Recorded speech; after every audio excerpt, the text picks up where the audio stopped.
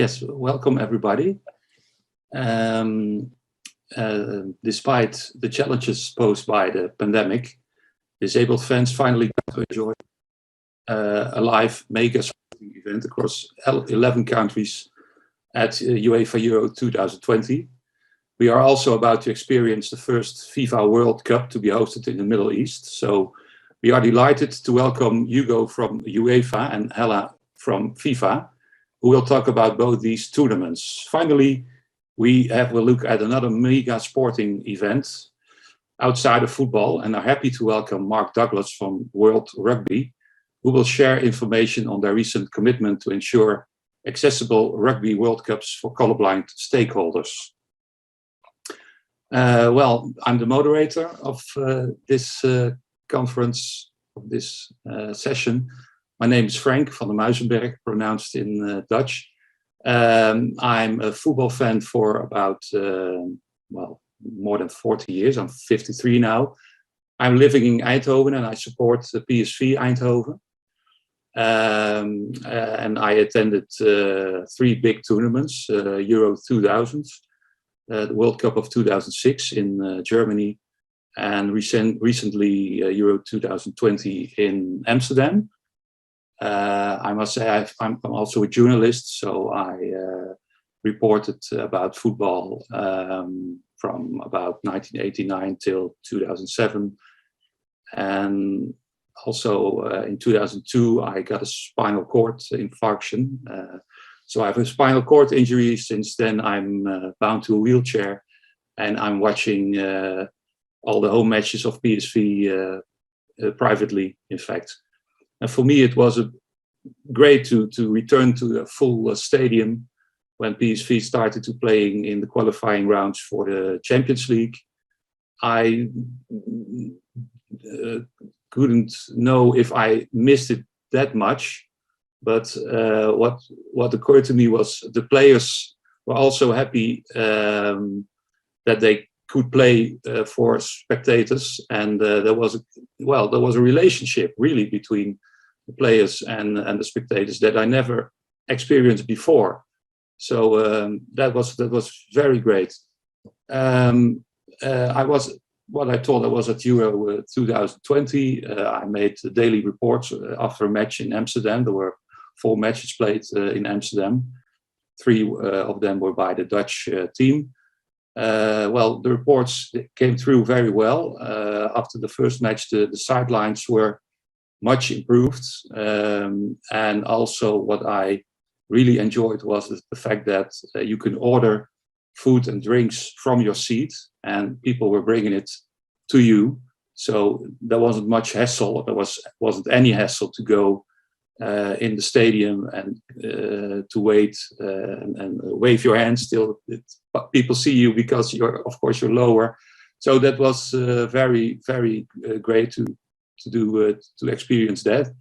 And also there were plenty of volunteers who were very friendly and were helping you with all kinds of things and asking you if everything was all right. Also my son was there, and well, he enjoyed it also very much. So that was great. I had some safety issues because some matches, mainly the match of Denmark, fans are used to throw beer when there's a big chance or when they scored. And what I can remember, they scored 4 times. So there was a rain of beer coming down from the second tire, and there were a lot of wheelchair users there on the first tire. And well, I'm quite strong and really fast, but there were also some people who couldn't move by themselves, so they had to they were relying on the person who was with them. So that was very awkward. I don't think people were hit, but there were some nearly misses, and well, that was. I don't know how to prevent this kind of thing, because there were 5,000 Danish fans, and well, they're allowed to take their beers on the stand. So However, it was for me reassuring that disabled fans could give their feedback, which was shared with UEFA for action where possible ahead for the next match or the tournament. Now we have a few questions for the audience to answer as we go through this session. So please do let us know your answers, and we will see the results at the end of the session. These questions are asked in the poll. The first question is, who attended UEFA Euro 2020? And the second is, who is planning to attend the FIFA World Cup 2022? And are there any disabled rugby fans here? Okay, now we go to the talks. First, we have Hugo Viziu, Senior Football and Social Responsibility Manager at the UEFA, who will present on UEFA Euro 2020. Good afternoon, everyone. Thank you, Frank. I'm very happy to be here for the first time, actually, in this CAFE conference. A pleasure to share the experiences from the side of UEFA. We've prepared a very short presentation to summarize some of the accomplishments and challenges of Euro 2020. So obviously, access for all is one of the things that we aim for at UEFA's events. We have it in our DNA to ensure that disabled supporters can enjoy the matches in the same way without any barriers as any other supporter. So this event was quite challenging, and I think we can go to the next slide, and I can start by summarizing. So as you know, first of all, this was a unique format. The fact that we went to 11 countries was a complete innovation, and one that will not be repeated anytime soon. That's at least what our president recently committed to. Indeed, I guess back in 2012 or 13, when this was decided, it must have seemed like a very great idea, but nobody could really anticipate that there would be a pandemic coming. But anyway, this through its nature, it was already a very challenging event. We had different standards to be implemented across different countries, which is not bad in itself, but it does generate a lot of additional work to the operations staff at UEFA, and indeed it was rather complex. Now, to add to this, obviously we need to put on COVID, and that led to the postponement, which was the first time that a Euro had been postponed the Euro for a year. We had to put people on freeze on their contracts and rehire them again. Some were not available anymore. So all of this created some very heavy financial and operational pressures that also impacted the way that we deliver the tournament. Even though, to be honest, I think overall it was successfully implemented. Now, besides that, the pandemic itself was impacting the way that we did things, and we had to adjust our operations in many different ways, and we had to add a layer of health and safety that we were not used to in previous tournaments. So I was involved in many of the meetings on the build-up to the tournament, and I can tell you that the work developed by internally at UEFA to make sure that the tournament could go ahead as planned was much higher than we usually have to do for a normal tournament. So, but these health and safety layers of operations also led to some restrictions, namely restrictions on non-essential staff. And we really went through all the projects, all the functional areas that we had to decrease the level of staff involved in the tournament. And we were much more picky, let's call it like that, and who could actually attend the matches from an organizational perspective. This led to drops in staff. And for instance, one of the consequences of this was that there was no operational person from my functional area responsible for delivering services to disabled supporters on site. So in fact, what happened was that we had to delegate this implementation to another functional area that basically got a big increase of workload. So I was not going to say a burden, because I spoke to all of the people responsible and they were all very pleased to implement all of the operations, but indeed they had to go beyond what it was normally their scope of work. So in practice, me and my team, we were only on the stadium once, which was on match day -5 of the first match. So all of these restrictions had some impact on the way that we implemented the operations.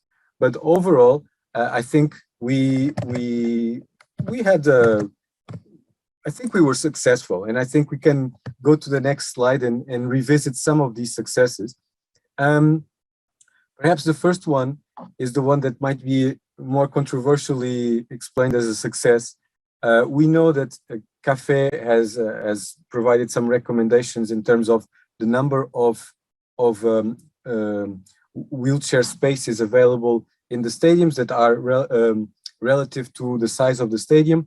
Unfortunately, when we go to these stadiums, they are not there. We work with the existing infrastructure, and we do some adjustments many times, but we got 64.3% of the seats available compared to the CAFE benchmark. Now, you can say this is not, well, it's lower than 100%. That's for sure. So in itself, it's not what we want. UEFA aims to have 100%, but we also have to work with the stadiums as they are, and we achieved 64.3%. Now, in some stadiums we had less, in some stadiums we have more. Our goal for the future is to have 100%, but we got 64.3, which, all things considered, and considering the environment where we were working on and all the restrictions that I've explained, we consider it was a positive result. Then this was reflected in 6,442 wheelchair dedicated tickets available, of which we sold 96.6%, which shows indeed that there is a demand and there is interest from disabled spectators to attend our matches. And this is a number that I can take to my top management and say, you see, there is an interest, and we should keep on doing efforts to improve the available seats that we have, because we know that they will be used. Now, still on the side of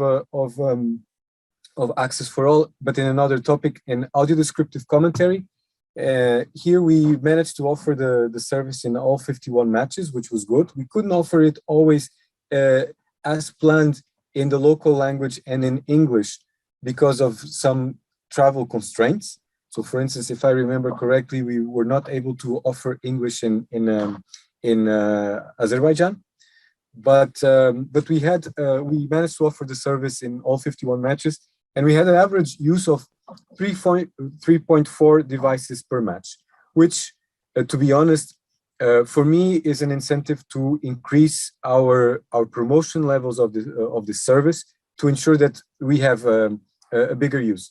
Obviously, these 3.4 devices per match do not count spectators that have their own devices. These were only the devices that we actually distributed, and we know that there might be spectators who bring their own devices, but we don't have data on those. So this is the measure that I can have. Now, we also, because of the restrictions that I've spoken about, we were not able to have observers at every single match, but we had 22 matches of the Euro that were attended by CAFE observers, like I guess Frank was observing matches in Amsterdam. This also, considering all of the restrictions, is a success, because we started out with yes, let's observe one match per stadium, and that's it, and we managed to extend this a bit more. So I take my victories where I can, but this was actually a bit negotiated, and I think at the end with all the restrictions, it was still a positive outcome. And then, as also discussed already briefly by Frank, the input from these matches and all the observations that we managed to get, both from the stadium responsible people and outside from CAFE, led to 12 follow-up meetings in the beginning on a daily basis, and then later on, as the tournament progressed, a bit more spaced, but 12 meetings where we discussed directly with CAFE the inputs that we have received and possible improvements that we could deploy for the next matches. So these were the successes. Now, if we go to the next slide, please. In terms of challenges, because we didn't have staff on site, it was quite challenging to get all the information in advance, and that led to us having issues to publish and pass this information to the right people at the right time. Also, because we were not on site, it was not as easy, not as smooth to get the understanding of how things were really going. It was always a second person telling us how did it go, and it's difficult. It's much easier if you're there on site and implementing the improvements yourself. Then another challenge that we saw was stewards training, and here I think we are better than before, but we still have some way to go to improve services to disabled spectators. This is something that we are tackling right now, but I think we can still improve the level of service that we have provided. And then as well, public-facing volunteers training. Now, here, one of the things that we've understood from the feedback is that sometimes disabled spectators saw a volunteer, they approached the volunteer, and they had to be lucky, because if they were one of the volunteers of my functional area that were trained to deal with disabled topics, they were trained and they knew how to respond. However, if they reached out to a public-facing volunteer that was not under my functional area and did not receive the same training, they were sometimes unable to provide the right information. So this is a learning point that we got from this event, and something that we are trying to develop in the future to make sure that every single public-facing volunteer and also the stewards are all aware of the information related to disabled supporters. And then finally, another challenge that we have is reducing the number of no-shows, because we might have sold 96.6% of all tickets, but we had a no-show percentage of 19.7%. So, which means that almost 1 in every 5 tickets that we sold to disabled supporters did not come to the stadium. This might have been because of the fact that we have not managed to provide the information sufficiently in advance, and people could not plan their trips in advance. But for us, it's definitely something that we need to improve, that we need to analyze the causes and make sure that in the future we reduce this number. Going to the next slide, we have the key learnings. So I guess I can summarize it by saying it's very important to have up-to-date information. Again, it's not an excuse, but it's a fact. Things were changing very quickly because of COVID, and it was very difficult to keep information up to date and make it available, namely to CAFE for the publication of the guides that CAFE puts on their website. It was difficult to gather the initial information, so everything came a bit late. We hope that we are able to be on site for next events as well, with specialized staff and not staff kind of trained last minute to perform certain actions. And because I believe that we have a higher sensitivity to disabled access topics, we need to promote more the services. I mean, it's I am not satisfied with having on average 3.4 devices of ADC devices, audio descriptive commentary devices distributed per match.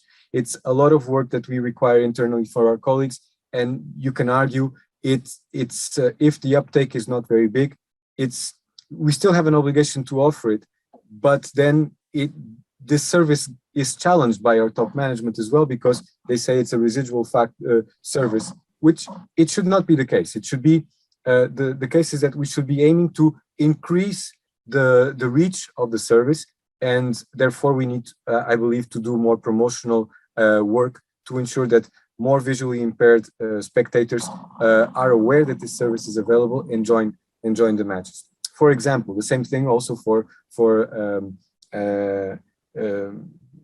spectators with mobility impairments and others. Then also, I think we need to improve our ticketing customer services service. And here perhaps we need to have someone more specialized or dedicated to disabled supporters that can give probably faster answers customized to the needs of disabled spectators. And then we have other learnings. Like we offered a buggy service for people with low mobility that was very well accepted. Some venues, not all, had a wheelchair loan service for people even with temporary mobility issues that I believe we need to make it universal. We can also do more to activate local networks of disabled spectators. We probably need to rely on the local knowledge of each city or country where we go to mobilize disabled spectators to join our events. And also one thing that we are going to focus our attentions on is the accessibility, not only for spectators, but also for staff, where we also had some issues. And I think the topic is not yet being treated with the way that it should, but we've identified it and we are actually creating a plan to address. So more or less, that's it. I hope I've not bored you too much. I hope it has been interesting. And I'm happy to answer any questions if there are any. Yes, Hugo, thanks for your story about Euro 2020. There's a question, you mentioned the 64.3%. How high is that compared to previous Euro tournaments? That's a good question. I'm not aware of the values before, but I do believe that we have increased. Unfortunately, I can answer that separately, but I don't have the data at the tip of my fingers. I think one thing is for sure. It might even be, and I need to be honest, it might even be that we have gone down from France, but the fact is that France has probably higher standards than some of the countries where we've been in Euro 2020. In Germany, I expect this value to increase again, because again, it is a country that is more used to these topics. We should not forget that some of the countries where we've been don't have a culture of participation by disabled spectators. Therefore, this is an average, and again, I can tell you that we had this average goes between around 30% in some stadiums and 80% in some stadiums. So it's I can definitely get this number by heart, but for us, we kind of feel that it was a success story considering the context in which we organized the event. But I don't know if the number went up or down by heart. I can check it. Well, again, thanks, Hugo, for your story, which was very interesting. And now we have Hala. She's a diversity and accessibility manager at FIFA, who will tell us what to expect at FIFA World Cup 2022 in Qatar. Thanks, Frank. Hello, everyone. Welcome, everyone. And thanks for joining us on the panel today. It's really a great opportunity to speak with you all and share in terms of what we have in store for the first World Cup in the Middle East, which is very exciting, especially being somebody with Arabic heritage, getting to see things happen out here and the changing cultures. But I guess we're all here because of one thing, and that is in terms of making sure that football, the beautiful game, is accessible and inclusive and barrier-free to anybody who would like to come along. And maybe I'm quite biased as well, sorry Mark, but I think that football has that reach. It has a global reach and unifying force like no other sport. And the FIFA tournaments especially, they are probably an example of some of the most exciting sports tournaments in the world. And everybody, not to sound arrogant, but everybody knows what the World Cup is, what football is, even if you don't like football. So we're trying to get as many people on board, convert them over as well, and just get as many people to enjoy the game. So in terms of the World Cup itself at FIFA, and part of my role as Accessibility and Diversity Manager is making sure that our events are as accessible as possible. We've made huge improvements over the past few years to make sure that we can implement more projects, more initiatives, more opportunities for people to come along and not just run the same as what we always have, but enhance those opportunities. So like Hugo was saying, take the learnings from previous tournaments and make them even better for tournaments going forward. For us, in terms of accessibility and inclusivity, it's a human right. It's a basic human right to be able to come and enjoy the sport. And it's an underlying principle across all of the work that we do, all of our tournaments, externally in terms of, but also internally at FIFA itself. It's enshrined in our articles as part of the FIFA statutes.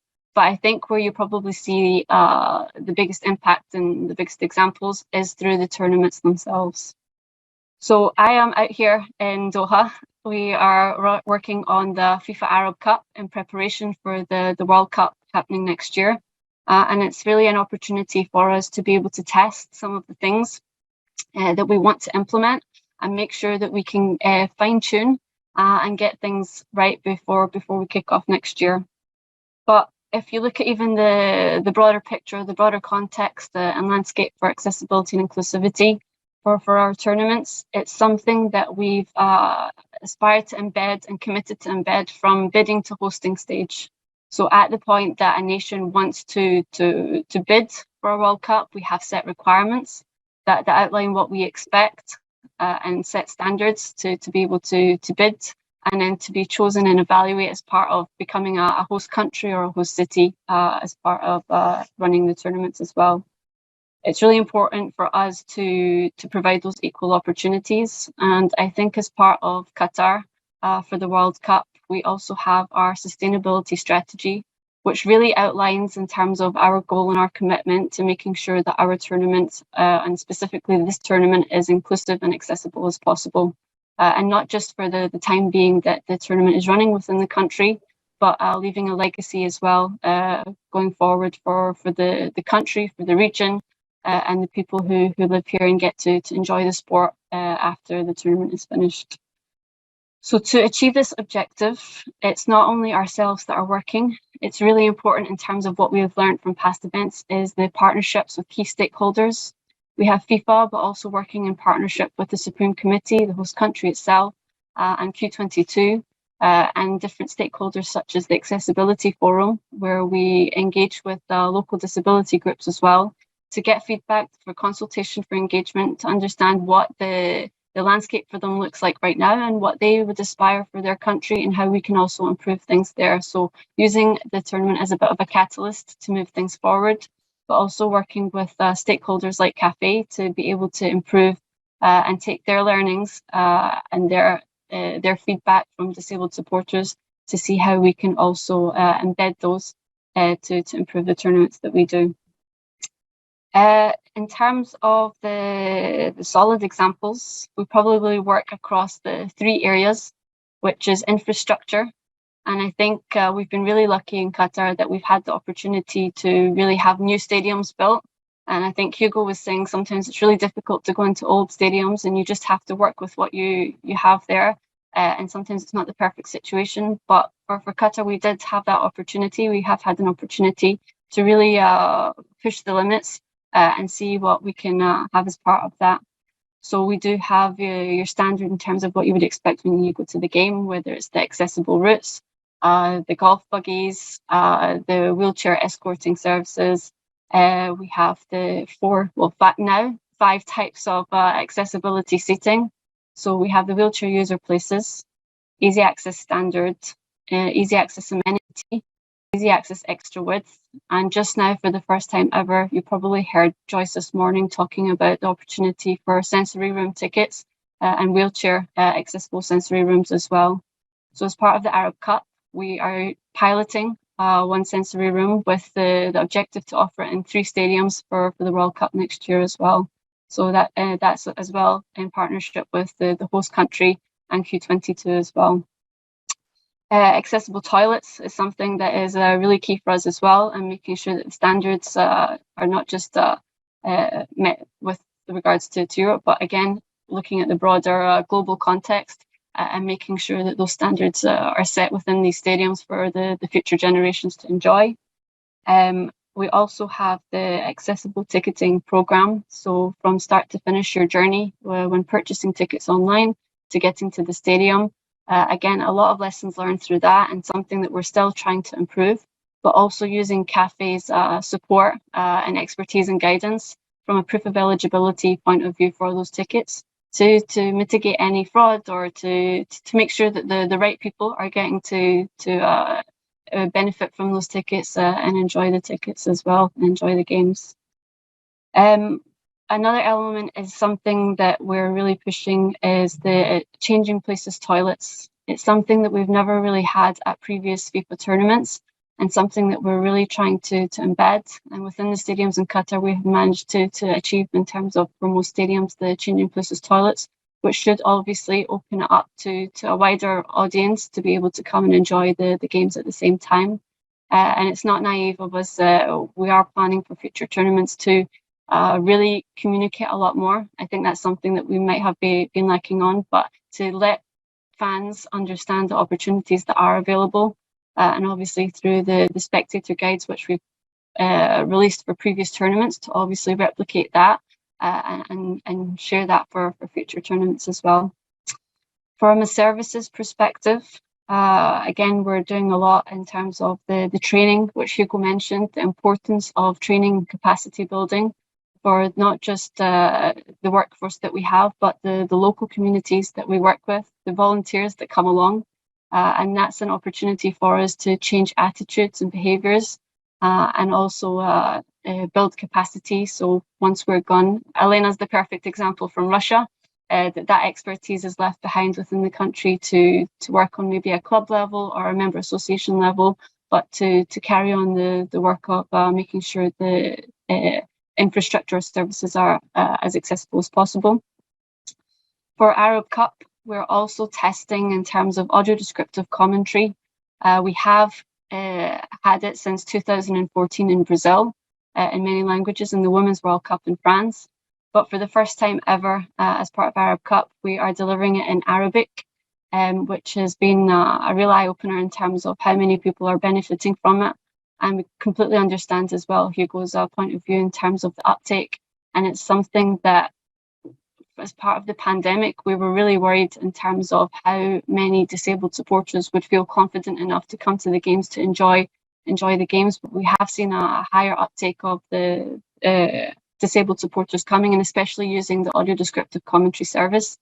And this time it's something that can be accessed on your phone, whether you're in the stadium or out with the stadium as well. You can also have that opportunity to tune into the games and enjoy listening to the commentary and feel as if you're part of the game in the stadium as well. As well, another aspect is assistive listening systems and induction loops within the stadiums to make sure that customer service points have those as well, and that we're opening it up, and we're really trying to understand how we can make it more accessible for a wider group of disabled people and people with limited mobility coming for future.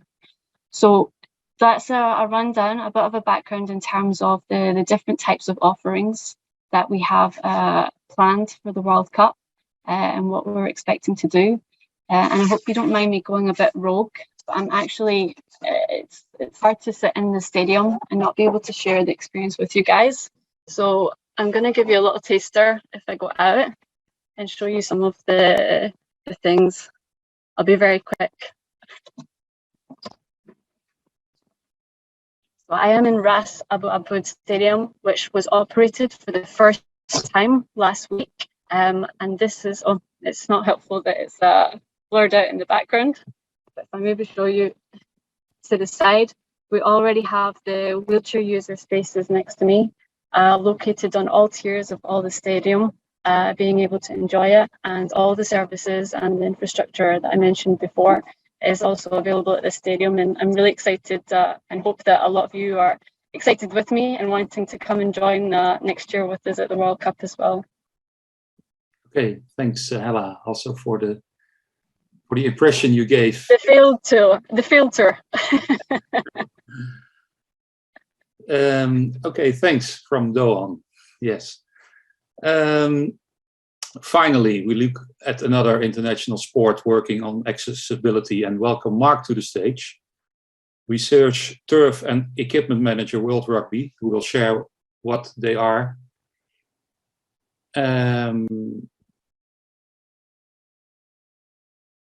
Sorry. Yeah.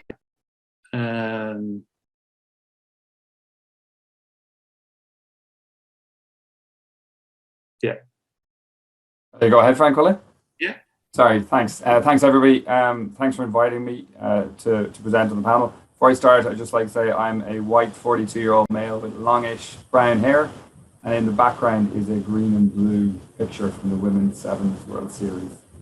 I suppose World Rugby are a lot sort of newer to this space, in particular around having sort of formal processes around accessibility and inclusivity.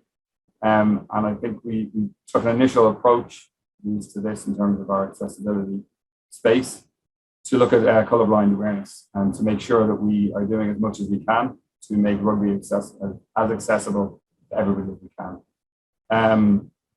Rugby obviously run a number of tournaments, Rugby World Cup being the premium tournament in the sport. But there are other sports that World Rugby don't manage, such as the Six Nations, European Rugby Championship, the Super League, Super Rugby down in the Southern Hemisphere. And what we're trying to do is we're trying to influence the people who do organise those competitions to follow suit, to come with us in this journey of trying to make the sport as accessible as possible. So I suppose from a colourblind awareness thing and our perspective, and I'll cover off Rugby World Cups in a couple of minutes. From a colourblind perspective, we've decided to focus on, if you like, the low-hanging fruit, and that's on field. It's the things that are easiest to affect change and to convince people, to bring people with you. And some of the press that we've gotten since we launched our colourblind awareness guideline has been very much particularly in this area. I suppose the poster child for colourblind awareness and the trouble that people have is Wales against Ireland, happening every year in the Six Nations. And there's every year there's a backlash, if you like, saying that people can't watch this game because of the green against red colours on the field. So what we're trying to do is we're trying to convince everybody within the sport to maybe look at other options to combat these issues. I think the initial bit of press that got the guideline on the map was a month after we launched it, actually. And it was a claim that World Rugby were going to ban green and red jerseys at the World Cup 2027, which wasn't quite the truth. It was more a case that we're trying to encourage people to look at alternative options, to see, okay, there's a clash here, how can we maximise the game for it? So the other area that we're working on initially, at least, is in coaching and training, and trying to make participation in rugby not just on the field, but in the training ground, as high as possible. To try not to alienate people and try to make sure that we bring them. So from a Rugby World Cup perspective, and I suppose from a Sevens World Series perspective and a Women's Rugby World Cup, which we also call Rugby World Cup, they're the three main tournaments that World Rugby run. There's been a bit of a change in how those tournaments are going to be run. So for 2021, being played in 2022, which is the women's version, and for 2023, there's obviously contracts, agreements, delivery decisions have been made long in advance of those competitions taking place. So by now coming in with requirements, it either means accepting that they're not going to happen or trying to affect change as much as we can in what decisions are still to be made. And we're trying to balance that out. So there's some agreements that are made that means we can't change anything, in some areas that we can. Looking forward for 2027 and for the Sevens World Series from 2022, 2023 on, I think it's a little bit easier for us. For the Sevens, because we run that entirely ourselves, it's basically we can make those decisions ourselves. For 2027, there's a big change coming in the delivery of Rugby World Cup, where World Rugby are taking over as chief organisers of the tournament. So for 2023, there is a group, France 2023, the organising committee, who make all the on-the-ground decisions with our blessing. So for 2027 in Australia, that's not going to be the case. There will be a team led by World Rugby from the start in order to deliver that tournament. Obviously, as Hugo pointed out, we have the same issues around power in the stadia, where we may not always be able to affect change the way we'd like. Hopefully, that will change in terms of if we have enough time to be able to convince people to do the right things if the right facilities aren't in place. I suppose from a colourblind awareness perspective, the other areas that we can affect change pretty easily are around ticketing and the marketing side of things. Just to touch before I finish off on the other areas, I suppose, as we said, colourblind awareness is the first step in this journey for us. It has already meant that we have sort of started speaking a whole lot more about the other areas, accessibility, which obviously Rugby World Cup have already started to approach, but in other tournaments. I think it's important that whatever we do at Rugby World Cup needs to trickle down and become the norm in the tournament. Audio description is another thing that we've discussed. And I suppose the advantages that rugby have is that we already have an audio delivery during games in stadium and through broadcasts, and that's through referee microphones. In the stadium, you can listen to everything the referee is saying. No, that's not the same. Being a referee, having been a FIFA assistant referee in a former life, I think it's probably a good thing that FIFA don't listen to the referee, considering some of the conversations that have gone on. But I think it allows us to link into existing technology and to maybe bring both sets of technology forward in trying to make life easier for people with accessibility issues. So just to summarize, we're very, very early in this stage. We've only launched the guidelines a couple of months ago. I think it has been used as a catalyst to try to speed up our process, among other things, to try to maximize the accessibility for both World Rugby tournaments and for the sport as a whole. So thanks. Okay, thanks, Mark, for your story. I think we don't have that much time, but we have time for the poll results. I asked some questions at the start of this session, and I think we can bring the poll results in now. Okay, yes. Well, 1/3 of the visitors attended Euro 2020. Okay.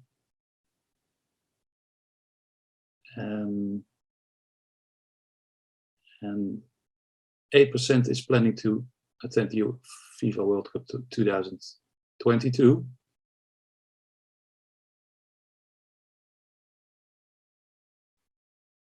And there weren't any disabled rugby fans. Well, there surely will be, but we'll convert them, Frank. It's fine. Yes, I think so. Yeah.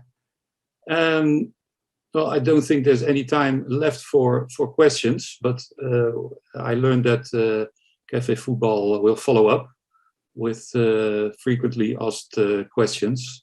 So thanks all the panelists for their stories. Very interesting.